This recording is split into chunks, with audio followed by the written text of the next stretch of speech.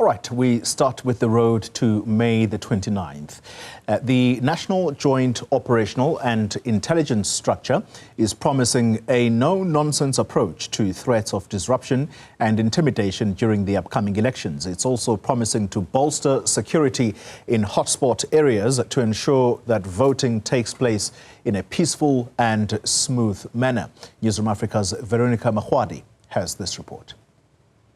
Following visits to each province, the National Joint Operational and Intelligence Structure has identified several high-risk voting stations and potentially volatile areas which are now under surveillance.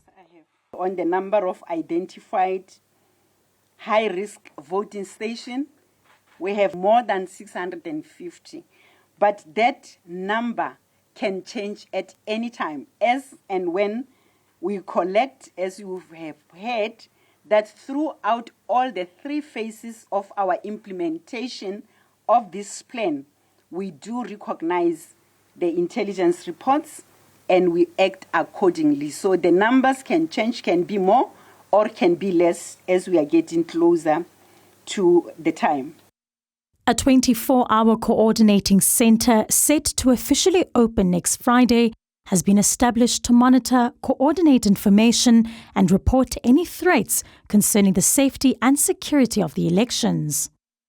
During the voting days, the 27th to the 29th, the role of law enforcement agencies is therefore to maintain law and order, provide escort to voting stations and warehouses, accompany mobile voting stations, ensure no firearms and dangerous weapons are allowed at voting stations, assist presiding officers by removing anyone who fails to comply with rules that infringe on the rights of voters within the voting station.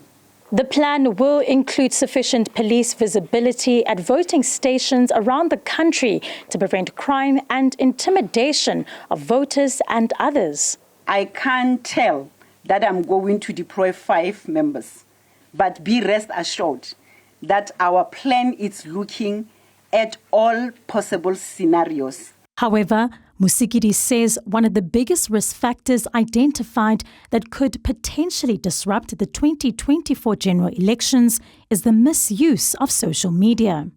One of our biggest threats at the moment is fake news.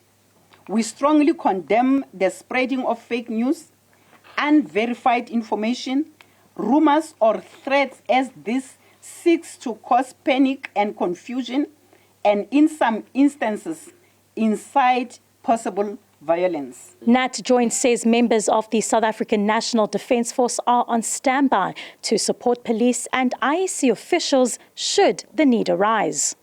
For Newzroom Afrika on Channel 405, I'm Veronica Makhoali in Pretoria.